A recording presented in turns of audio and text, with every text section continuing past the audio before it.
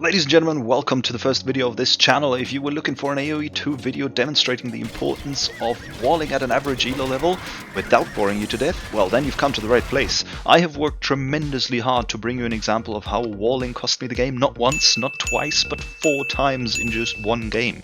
If you want to see that and a bunch of other mistakes that we can all work on, stay tuned.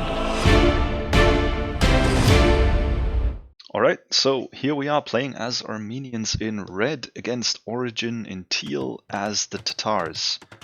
Tatars. Tatars? In any case, while we're constructing the first couple of houses, maybe a bit of background on this game. So this is 1v1 ranked on Arabia. I'm playing as the Armenians at the moment. My ELO is around 1100, which is pretty much dead average in Age of Empires and any ELO game. But yeah, we're trying to get better. ELO system, Hera, just for reference, probably somewhere on the right hand side of this chart, in outer space, I don't know, on another planet probably. And also pretty funnily, if you look at the left, there is somebody who manages to be 250 ELO. That's pretty difficult, because you have to play quite a lot to get down there. Anyway, back into this game. The map is looking pretty good for me, actually, in terms of walling opportunities. We have 4 segments or so, one on the right, one at the top, one on the left, and at the bottom. We know where our llamas are, so our villages shall thrive, grow strong. Looking pretty good, and we've scouted most of it already, so that's pretty nice. These are the walling opportunities again, and the bottom one here, we'll have to scout that one to make sure. And that is looking pretty good. Right, besides ELO, I should mention the civilization is also pretty cool. I'm just going by the alphabet, starting to nail the Armenians first. That sounds very wrong. I'll cut that out. I'll leave it in. And what they have is the mule cart, which I'm constructing right there at the moment. The Swiss Army knife of resource collection. Anything like wood, stone, gold, anything. And yeah, that is pretty good. We're having a good start into the game here. Idle TC time is low, idle economy time is low as well. Just playing our standard build. The plan here is to go up to 20 pop and then go scouts into archers. Let's take a quick look at what our opponent is doing. Mr. Tatar, aka Origin. Pretty standard build as well. 2, 3 on wood. Yeah, nothing much to see here yet. His map looks decent, not as hilly as mine. If you look at the hills around my map, we'll get to that later. That's quite a problem. Starting to build up my first piece of wall here, why not? And move on to berries. This is all, yeah, pretty standard stuff up until now.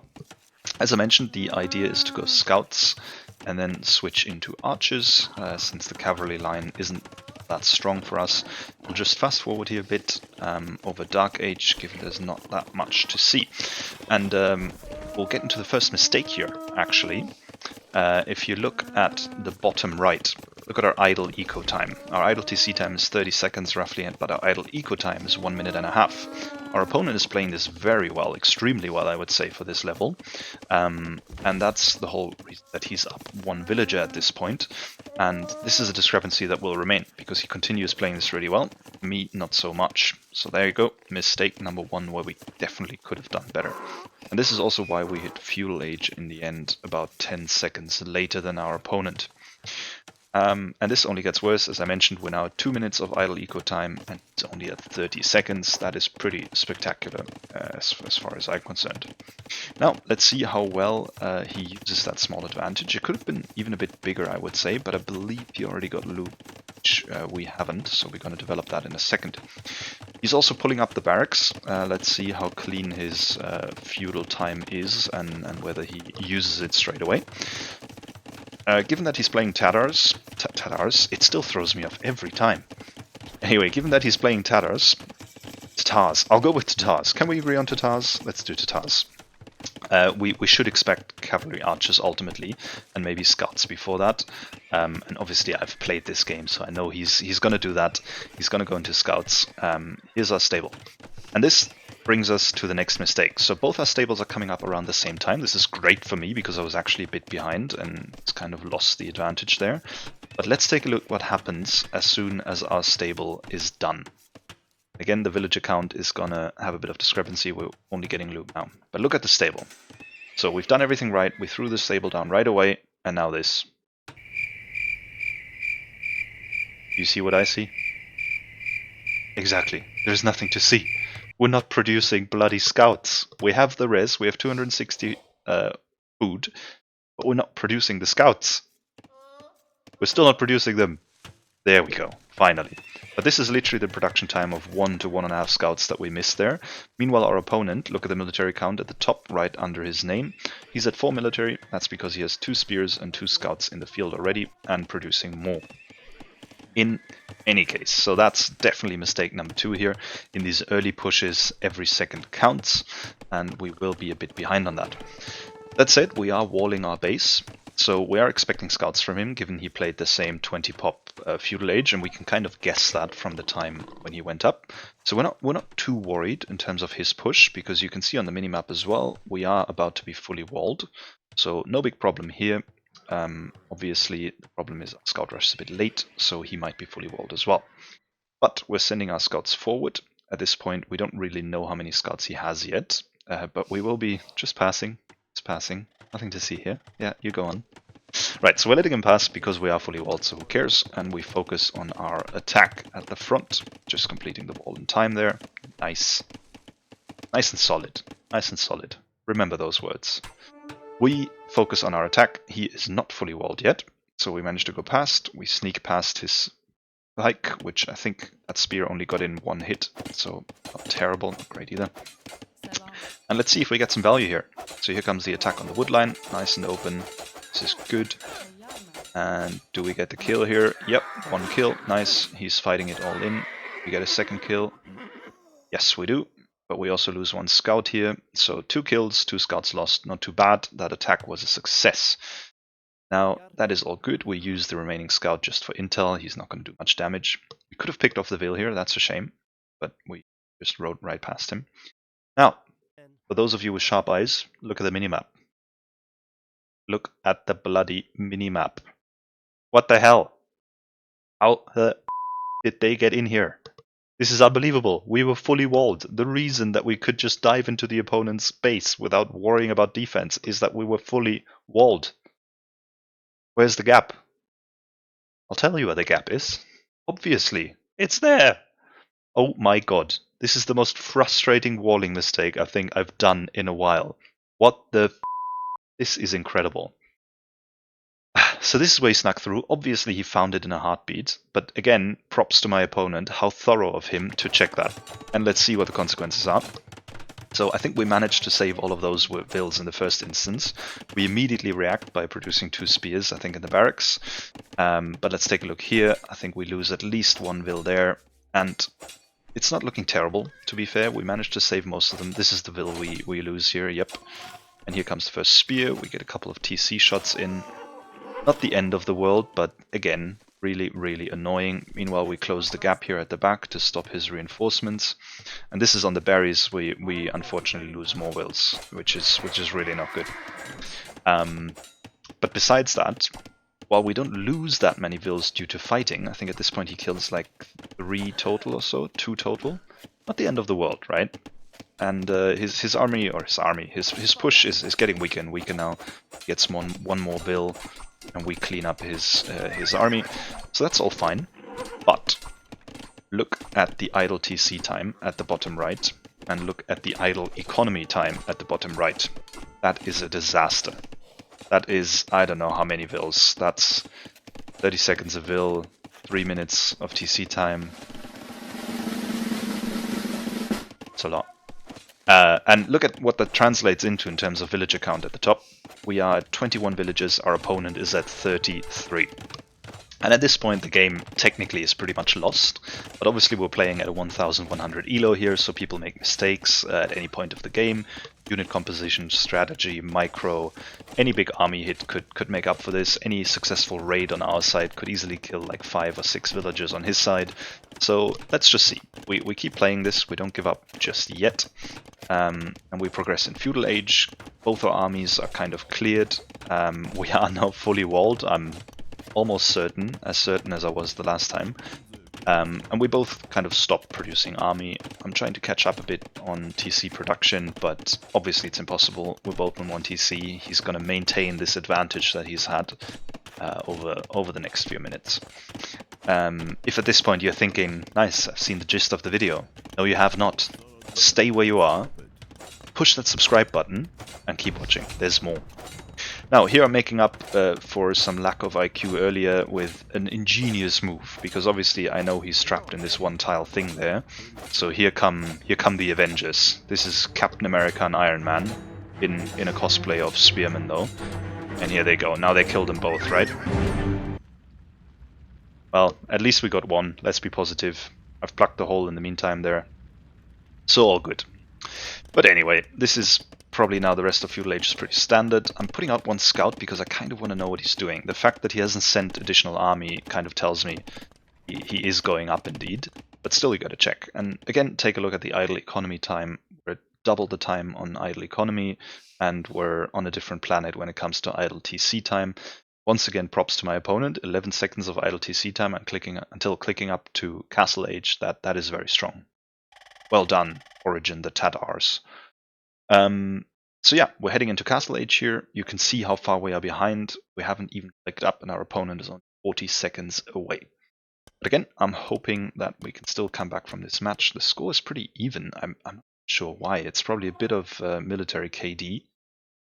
Because everything else, res collected, we're already 1,500 behind, and our population count is also quite far away, I would argue. Well, fair enough, he went to Castle Age, so now his score pops up. And this is quite interesting, because this is a mistake he makes at this point. The way that he went up, he doesn't really have the resources to do anything with this Castle Age.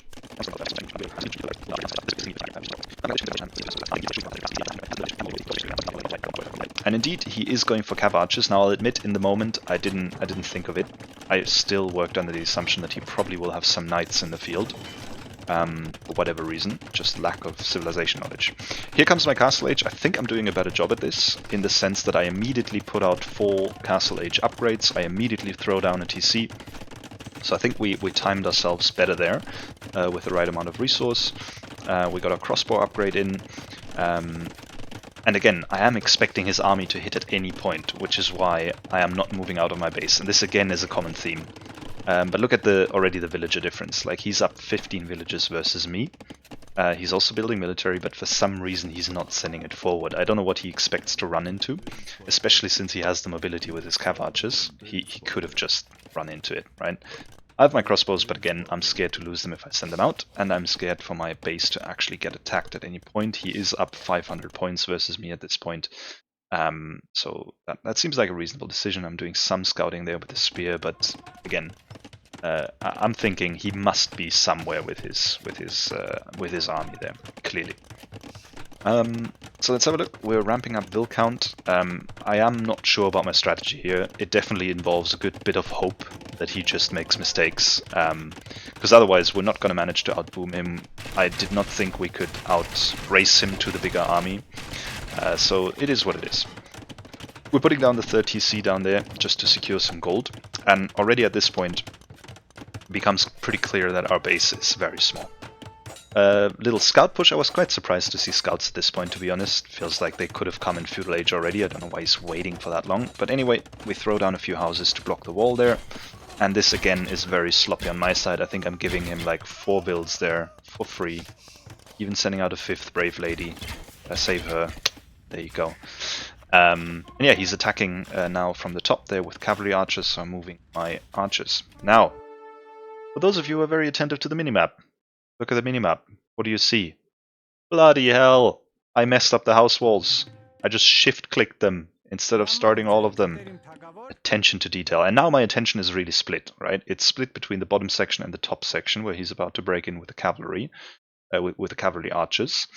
And this is, again, same theme as before. Nothing much happens. Yes, he gets a bunch of Vil snipes there, which hurt, both at the top and the bottom. But it's not like he's wreaking complete havoc on my base, because he's actually playing quite cautiously here. He's doing nothing with his cav archers up there.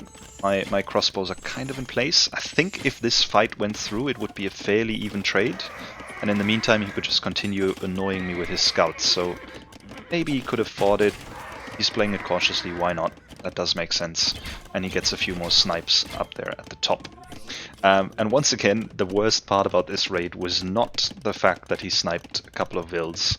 The worst bit about it, again, is my idle eco time and my idle TC time, which increases the gap in villager count there to a good, like, almost 20 now. And this is going to persist, right? We've seen his cav archers, so we switched into skirmishes there, which I think is the right decision, which he runs straight into, so he pulls back. Good decision, I think, at this point, given the additional skirmishes. And the game goes on from here. Now, this is already, as I said a couple of times, this game should be completely losing, right? I'm behind 20 vills. We have a equal army count. He has the mobility. He has the map control, which at this point I don't really know yet. I haven't scouted in a long time. Quickly checking here that this is not open. I think it is open, to be honest, but he's not abusing it. Probably didn't see it or something. And there he is, like full-blown cav archer push. Again, he's going to break through at the bottom here, I know this at that point, so I'm just trying to put my army into place. And actually he's playing a bit sloppy here again. I think he's unnecessarily losing units in a second. I guess his attention must also be split. Back at home, he's on 2 TCs now. I think he's putting his first castle. But again, he's playing this very, very cautiously, like pulling back his main army there for some reason. No idea why. He knows my army's in my base. He could just, keep me in my base the whole time. I don't know these atrocious sounds, like somebody must be fighting with a bear somewhere. That was in-game, right?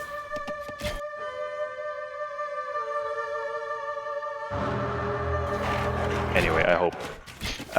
This is again very sloppy from him. He just throws away that army. My crossbows have one more range than his cav archers. His attention must have been split between his TC build there. And we clear that up, and that's quite nice. So our military count is on an equal footing again, but again, villager count, we are 20 behind, and only now is he getting a few essential upgrades for his units. We keep moving on. Let's see, he's gathering them up again, playing very defensively. No idea why. Nothing much happens for the moment, so just watch what he's doing. Obviously I didn't see this when I played the original game. Very, very defensive, very, very defensive. But overall he's playing well. I mean, 4 minutes idle TC time. His idle eco time is way lower, obviously, since he wasn't bothered and he managed his economy well. Just to point out, like I have a real trouble here in terms of woodline, because I definitely don't want to overchop in the north there. So I kind of moved them back to the more secure woodline in the back. There's lower risk of overchopping for the time being. But that's a real problem. He has the mobility, and the map control is so important, right? I know that I cannot really move out without taking a big risk here at the moment. His cav archers could be anywhere. But ultimately I think I have to move out. I'm not sure if I do it now or later. Yeah, I have to take the risk there, otherwise I'll run out of resources, and again I'm 20 vills behind. The lack of engagement here kind of tells me he might be going up to Imperial. Oh, look at this, look at this. Speaking of Imperial, this is an Imperial march right there. Beautiful, beautiful. I don't know why they're slow-mowing it, maybe just for visual effects. Oh yeah, there's a few spears in there, that's why. Never group your army like that. And this is quite unfortunate now. If I had spotted that engagement just 3 seconds earlier maybe, I could have gotten a lot more value out of it. I'm prioritizing saving my crossbows here, so I know my skirms will do okay versus his cav archers, so I just snipe away the scouts or the light cav and save my army. Because if I lose my army now, then this game is over immediately, so I really can't afford that. So pull them back, try and get up numbers again. We are producing out of 3 ranges now. And just quickly, speaking of resource management, so he's obviously saving up for Imp, which he could have clicked now already. Our resource management is not great at this point. Like, we have 1,000 wood, we have 1,500 gold, climbing rapidly. I think we have 3 relics at this point, which is great, by the way. I didn't point that out yet, but at least we got the relics. That's the one silver lining here. And he continues to snipe vills. And this is really, when you're behind in vills, then I think I probably should have protected them even more. There we go, he clicks up to Imp, and we're still floating way too many resources. This is not really acceptable. We should be producing out of more ranges if that's the case. Get our military numbers higher and higher. And we're obviously nowhere near clicking up to Imp, but we kind of suspect this is what he's doing. Now here's again the problem with the map. I mentioned this at the beginning. It's quite problematic. I cannot place a TC anywhere here. This is really quite annoying. So have a super risky exposure at the back. If he does scout that, then we are indeed toasted, and not toasted 2 to 6. So now I'm prepping kind of to get into a castle here, just to defend, because I have to assume he's coming. Let's fast forward. Nothing much to see here. We can see he's taking control of the map, starting to put down a few castles, and we're heading for Imp. Again, we're expecting to be overrun with a massive army at any point now. So looking at the army count, and this is very interesting for the Imperial Age phase of this game, my army count is almost consistently much higher than his. I have no idea why. He's 1 minute 20 ahead of me in Imp. He does have the castles. He should be completely overrunning me in the first 2 minutes of Imperial Age or so. We've clicked up as well, but again, we're 1 minute and 35 seconds behind him. And look at the villager difference as well. It's up 40 vills or something. This is really, really tough. But here he comes. Is he doing any Imperial Age upgrades? He's putting chemistry. Okay, nice. But again, I think he's not using his uptime very well, which again is the silver lining for us. Now the interesting bit here is, will we ever manage to get our population count to an equal footing? Right now our army is 25 bigger. That is why it looks like cosmetically we're not that far away from each other. But let's see. He will break in on the bottom here, we know that. But that's fine, we can focus on that side because the rest is fully walled except for the south there, but that's quite the journey for his light cav to make. So we can spend some effort and time cleaning up his cav archers at the bottom. Now, for those of you who are very attentive and look at the minimap. Look at the minimap. Oh my god! He broke through because there's a goddamn hole just above the town center. How on earth is that possible? Oh well, there he is. So now I gotta split my attention yet again. But that said, I don't know again why he pulls out with his few light cav. Like, look at the amount of resources this guy has. 5 light cav or so are not worth his attention. Just send them in, annoy me, distract me, kill a bunch of my vills. I throw down a castle here. This was twofold. Obviously I wanted the castle there, and I felt like now I really need it. I didn't expect him to just pull out with his light cav again. But the cool thing about it is, it makes him keep his army there, and I don't think this was a clever fight of him to take. He should have just left at that point, because that castle's going up anyway. Even if I throw all my villagers at it, it will go up. He's not going to prevent this. So I just killed like a good 30 cav archers there, while losing maybe 7 units or so, I don't know. And look at the military count right now. I'm at 70, he's at 13. My Arbalest upgrades are coming in. And I know this at this point, right? I know I must have the military lead. I also know he must be ahead. And look at the score count as well. We're only 300 points apart. At no point in this game has this happened before. So we're moving out straight away, obviously. The problem is, if you look at the minimap, this is the minimap from my perspective at this time. We don't know what's happening on the map. We don't know about all of his castles and everything. We don't know all of this. We don't see it yet. So we're moving out because it's clear this is the point in time where we can do damage. If we wait any further, his advantage that he previously had is just going to steamroll us again. And it's not like he's rushing out army here, right? He's producing out of, what, like 4 archery ranges are there? 4? Yeah, I see 4. And maybe 1 stable? Oh, there's another 2 there. Okay, fine. 4 archery ranges, 3 stables. Look at the amount of resources he has. He should be producing out of so many more. Getting pikemen in the meantime just to deal with the raids. And again, I don't get the house walls up quickly enough. That is so incredibly annoying, and I don't see that there's a gap on the right-hand side either. Disastrous. And this splits my attention, which is why I'm running through a castle there and losing a bunch of my army. Very, very silly. But again, I'd like to point out, he is not aggressively producing military, which is just so surprising. I don't know why he does that. But yeah, we're desperately looking for a way to break into his base, break into his economy, because again, like, we have to deliver value here. The score, meanwhile, keeps diverging again by 1,000 points, at which point I'm thinking, okay, he must have army somewhere, because he's not attacking my army, right? Yes, we walked under a couple of castles, but where's his army? It must be somewhere. So yes, I could have broken through there probably with another 30 seconds or a minute of effort or so, but at the same time I'm like, my village is going to get completely overrun just in a few seconds by his army. So I'm like, okay, never mind, mission abort, go back. This is not working fast enough, and his army is just gonna kill me. Also, I was just kind of paranoid about like mangonel shots into this lovely gathering of units here. In reality, obviously, looking at the military count, he still only has 14 military, so nothing is coming. We're fine here, right? Oh, no, hold on a second. Here comes the army. Behold, the mighty army. Meanwhile, these guys are like a knight in chess, right? Knight on the side is no good, and neither is an army of crossbows on the side of the map. Now, the pathing here is just a bit silly of me. I think that's my mistake. These guys are gonna run straight under a castle, not good. This is the next risk we were taking here with my eco. So he breaks in there, and this is pretty much the beginning of the end. Let's be honest. Look at the vil count. We're 144 versus 77, and oh my god, this is just like a scavenger hunt. Just follow the dead bodies. They'll lead you straight to my village. What a disaster. And yeah, with this done, again, look at the vil count at the top. We're 146 versus 77. This can't be salvaged anymore, this game. Again, my opponent has been playing pretty well in many regards, but I do not know why he only has 28 army.